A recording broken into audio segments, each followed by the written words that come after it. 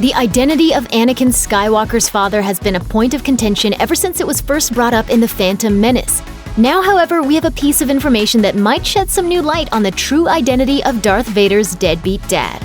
The major selling point of the prequel trilogy of the Phantom Menace, Attack of the Clones, and Revenge of the Sith was that we'd be able to see Anakin Skywalker's origins, learning more about who one of cinema's greatest villains was before his fall from grace. In practice, well, we didn't get a whole lot that we didn't already know. He used to be a Jedi, then he went bad, and telling audiences that took 6 hours and $345 million. There was, however, one Death Star-sized truth bomb hiding in Episode 1, and none of us were really prepared for it. When Anakin's mom, Shmi Skywalker, is asked about who his father is, she simply explains that there wasn't one. Instead, she just woke up one morning to find that she was pregnant. The religious overtones at play here are pretty obvious. A virgin birth foretold in prophecy, heralding the arrival of one who will bring balance to the world. They're also a bit on the nose, even for Star Wars, a series where the guy who's really good at piloting spaceships is named Skywalker, the guy who doesn't want to join up with the Rebel Alliance is named Solo, and the first hope for the light side of the Force to come along in years is named Rey. These movies have never exactly been subtle, but giving us a messianic figure via virgin birth is on a whole different level. Except, of course, that there's a twist to it. Rather than becoming the savior that the Jedi have been waiting for, Anakin grows up to put down a bunch of children with a lightsaber, get rebuilt as a cyborg, and then commit full-on genocide by blowing up entire planets. Not exactly what any parents would hope for their child, unless one of them happened to be a tyrannical overlord devoted to death and corruption, that is. But we'll get to that in a bit. Rather than letting its biblical overtones stand on their own, Episode 1 did provide a further explanation for Anakin's conception, although fans weren't exactly thrilled with it. Up until that point, the Force had always been portrayed as being essentially, well, magic. It was a metaphysical presence that ran through all living things and united the galaxy as one. Then it turned out that it was actually just a bunch of tiny bugs that lived in your blood. Episode 1 introduced the concept of midi-chlorians, microscopic organisms found in the bloodstream forming a symbiotic relationship that allows their hosts to connect with and, well, use the Force. The more midi-chlorians you have floating around your circulatory system, the more raw power you have when it comes to the Force. It's essentially a plot device, allowing for a quick explanation of why Qui-Gon Jinn and Obi-Wan Kenobi are so convinced that Anakin is a big deal. His midi-chlorian count is over 20,000, which is even more than Yoda's. Unfortunately, the implication here is that a bunch of tiny midi-chlorians got together and decided they should just go ahead and make a baby inside some woman who had zero knowledge that this was happening, let alone why.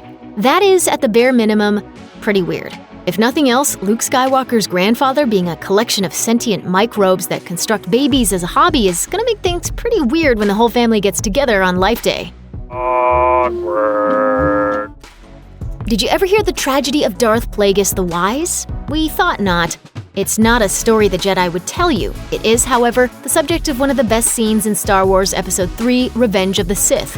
While watching a space opera, Chancellor Palpatine's soon-to-claim unlimited power as the Emperor tells Anakin about a Sith Lord named Darth Plagueis, whose mastery of the dark side of the Force was so complete that he could not only stop people from dying, but also create life by manipulating midi-chlorians. So that makes perfect sense. As Palpatine tells both Anakin and the audience, Plagueis passed down his unnatural knowledge to his apprentice, who then killed him in his sleep. This is the tale that leads Anakin, who not too long ago wasn't able to save his mother from death, to study the dark side and ultimately become Palpatine's apprentice.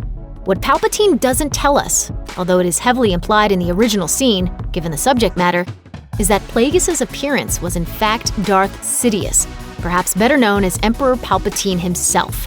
To find that out for sure, you have to dig deep into the rebooted Star Wars canon and keep up with the novels and comics. If you did, then you might already understand that there was a deeper meaning to Sidious telling Anakin about the knowledge of how to manipulate midi-chlorians to create life.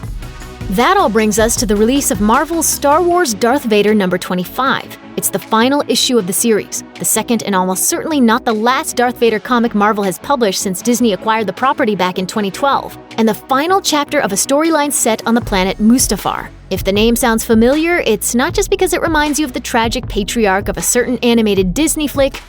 It's because this fiery world is where Anakin Skywalker died, and where Darth Vader was truly born. It was the planet we saw at the end of Revenge of the Sith, where Obi-Wan chopped off Anakin's limbs and left him to die, and where Darth Vader's ominous castle was seen in Rogue One. The comic fills in the gaps between those two events and Vader's return to Mustafar and the construction of the castle alongside a forgotten Sith Lord called Mammon. In keeping with Vader's obsession with mastering death, Mammon himself has managed to persist beyond the grave, existing as a spirit that could possess anyone who donned the helmet that he'd worn in life. To make a long story short, Star Wars Darth Vader number 24 sees Mammon betray Vader and use the power of the castle, basically a giant magic key, to resurrect his body.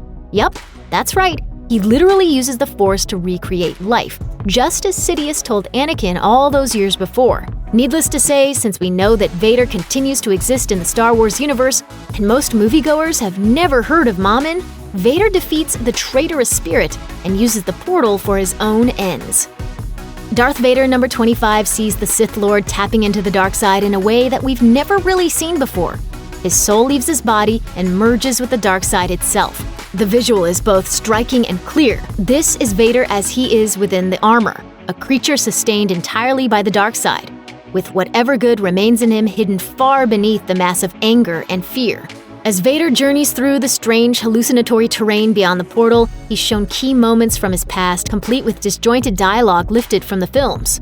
Though the original spoken dialogue, like that instance in Episode 1 where Anakin asks Padme if she was an angel, sounded innocent in their previous contexts, here, they read straight up sinister. We see these moments as they happened in the films, and then we get one that seems new, a memory that Vader himself couldn't possibly have, which must instead be something that he's learned from his communion with the dark side.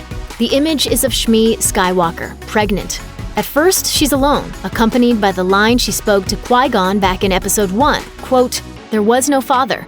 Then, as Vader watches, the spectral image of Darth Sidious appears behind her, accompanied by the word unnatural, the exact word that Sidious used to describe Darth Plagueis' life-creating techniques in Episode 3. The message here is far more clear than the implication back in that scene at the space opera. Sidious himself had a hand in Anakin's creation and was manipulating his life to bring down the Republic long before Qui-Gon, Obi-Wan, and Padme encountered him on Tatooine. Of course, like a lot of things in Star Wars, not everything Vader sees during his surreal trip through the dark side is meant to be taken literally. Like Luke Skywalker's vision in the cave on Dagobah, there's plenty of it that's meant to be shrouded in metaphor. There is, for instance, a scene where Vader's soul has to fight its way past an army of Jedi who were killed during Palpatine's coup, which is less about their ghosts actually showing up for the Jedi equivalent of revenge, and more about Vader metaphorically killing the person he was before his fall.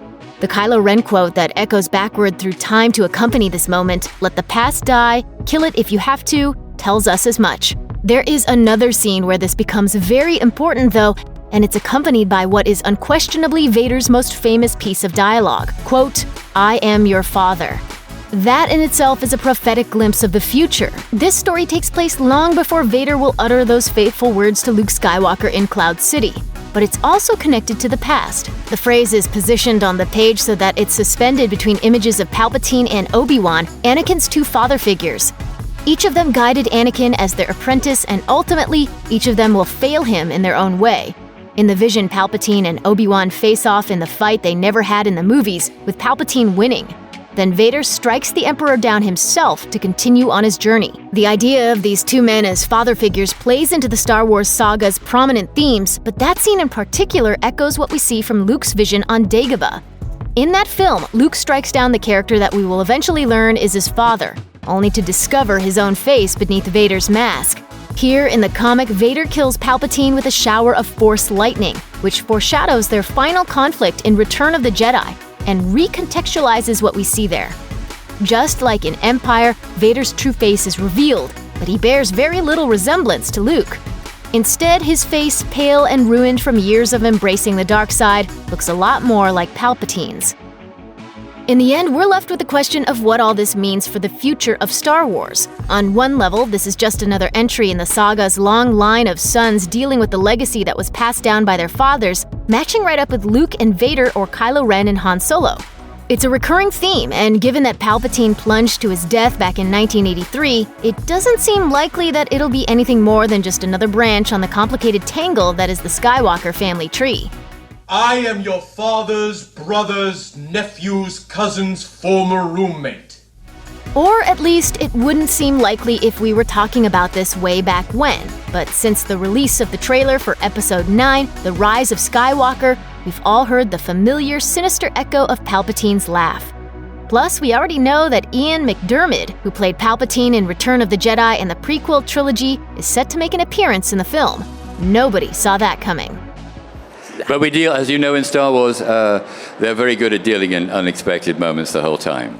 Considering the timing of the issue and the fact that its big reveal came after these elements were already in place, it seems likely that it's going to come up in some form when Episode 9 hits theaters. If nothing else, we're going to be seeing Darth Sidious knowing for the first time that he's much more tied into the Skywalker family than we thought. Whether that's in the form of flashbacks, a first dark side Force ghost, or even a shocking return from a pretty definitive death, it's bound to have an impact.